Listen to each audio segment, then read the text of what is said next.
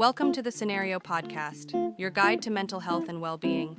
Each episode, we uncover practical tools, discuss expert insights, and explore how supplements can transform your mental health journey. Get ready to learn, grow, and thrive with us. Welcome to the deep dive. Today we're tackling a really important and sometimes overlooked topic in mental health, managing bipolar depression. You know, when people face those really tough, long periods of low mood, fatigue, and just general life disruption, well, finding things that genuinely help is crucial. So our mission today, using the sources you sent over, is to kind of cut through the chatter about complementary treatments. We're focusing specifically on omega-3 fatty acids. Can they work as an add-on therapy? What's the science say? The dose, any catches? That's what we need to figure out. And framing it as add-on or adjunctive therapy is absolutely key. That really sets the stage. Bipolar disorder isn't just one thing, right? There are distinct mood states. And when we talk about the depressive phase, well, we're talking severe persistent symptoms. Things like profound low energy, big changes in sleep or appetite, trouble concentrating.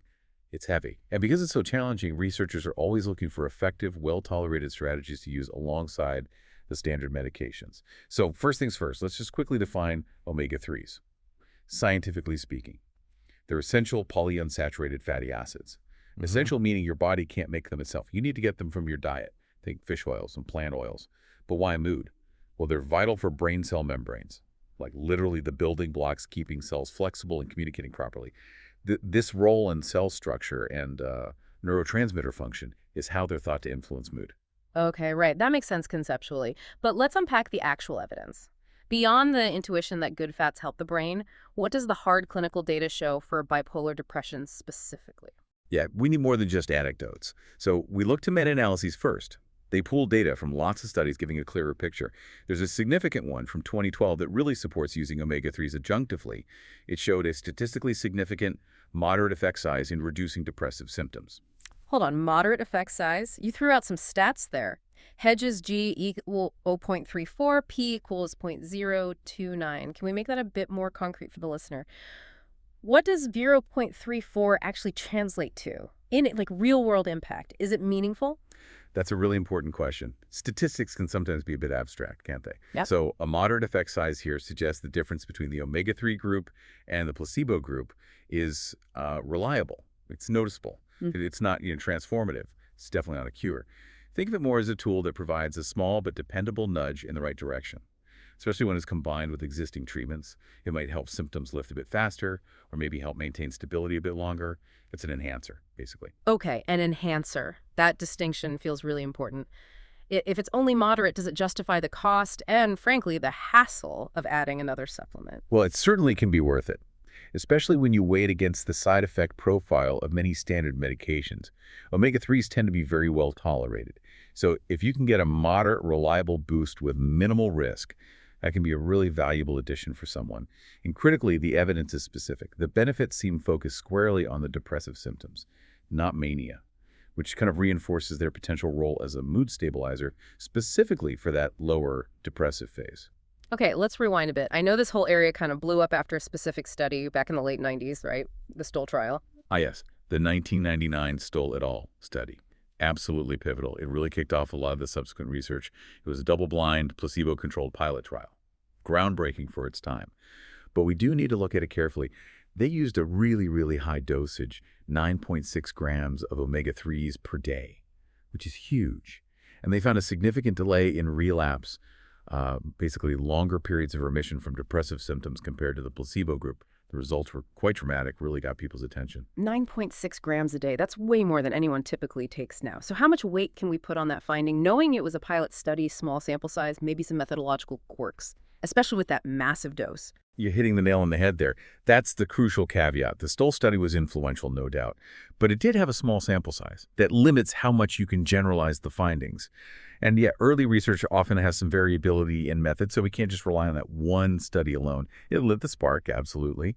But it's the later work, like that 2012 meta-analysis and subsequent studies, that confirmed the effect and moved it from interesting pilot to potentially viable adjunctive treatment. And it really highlighted the need to figure out the optimal dose, which, as we'll get into, seems to be much, much lower than 9.6 grams. Right, okay. This is where it gets super interesting for me, the how. How does a fatty acid actually work in the brain to help with mood? You mentioned EPA, eicosapentaenoic acid seems to be the key player. How's it doing the heavy lifting? The mood-stabilizing effects seem mostly down to EPA. It's one of the two main omega-3s people talk about, alongside DHA. Think of your brain cells constantly communicating. That's neuronal signal transduction. In depression, sometimes that communication gets sluggish or disrupted. EPA seems to help stabilize the cell membranes themselves, making those communication pathways work more smoothly. It also has anti-inflammatory effects within the brain, which might be relevant too. And it directly influences neurotransmitter activity, the brain's chemical messengers. What's really compelling is that the biochemical pathways it affects, well, they overlap with pathways targeted by some conventional mood stabilizers.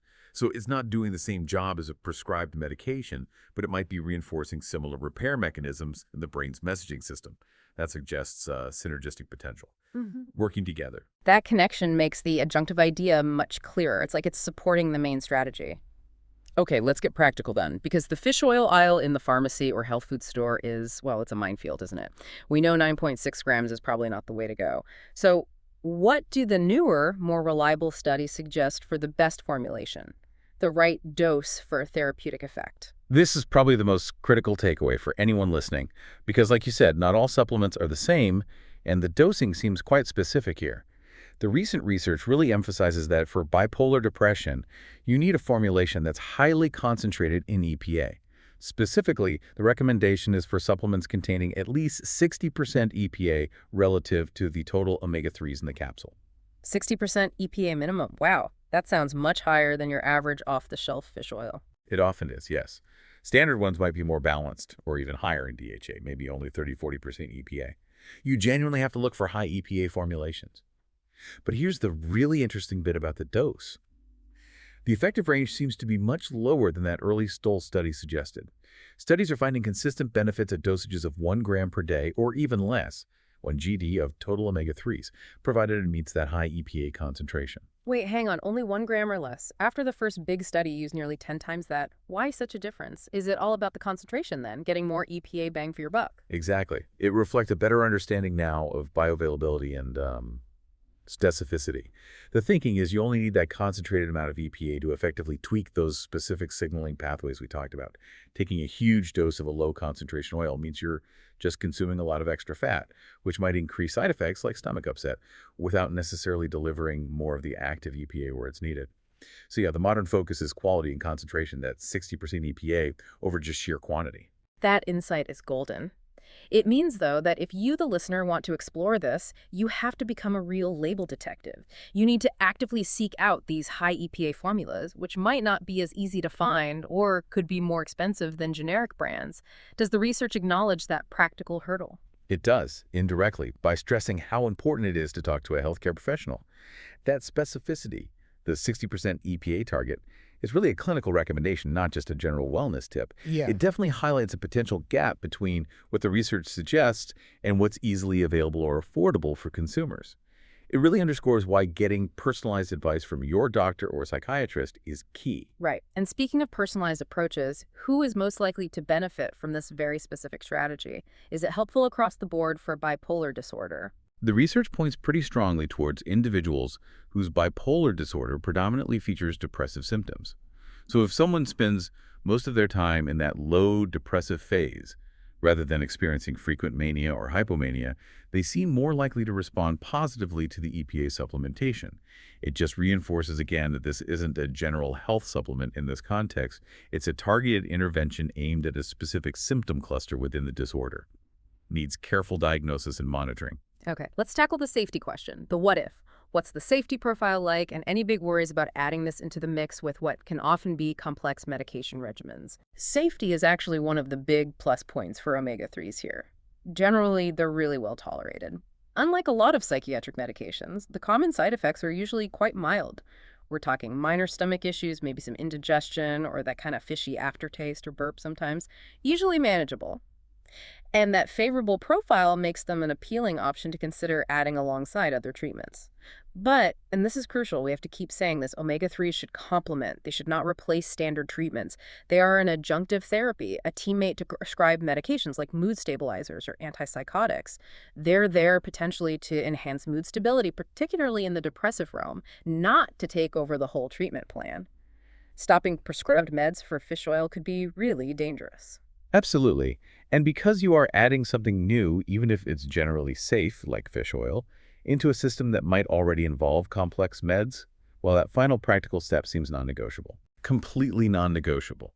You absolutely must talk to your healthcare providers, your psychiatrist, maybe your primary care doctor too, before starting any new supplement, especially a specific, potentially high-dose formulation like this high EPA omega-3. Even though the risk is low overall, there's always a possibility of interactions, particularly noted with blood thinners. But it's wise to check regarding any complex medication plan. A safe, effective plan is always one that's discussed and agreed upon with your clinical team. Always. Okay, so let's try and wrap this up. What does this all mean for you listening? I think the main takeaway from these sources is really specific. Omega-3s, particularly those high EPA ones, remember, at least 60% EPA, taken at about 1 gram per day or less, show... Yeah, and connecting that to the bigger picture, it really shows the need for clearer ways for people and their doctors to compare all the different options available. The sources mention things like visual aids, infographics, comparison tables. These can be super helpful. They let you see side by side how omega-3s stack up against other therapies in terms of, how well they work, the right dose, the safety issues. Giving people access to that kind of clear comparative data is really empowering when you're trying to navigate complex treatment choices. That ability to compare is definitely key for making informed decisions. And it leaves me with a final thought for you to consider.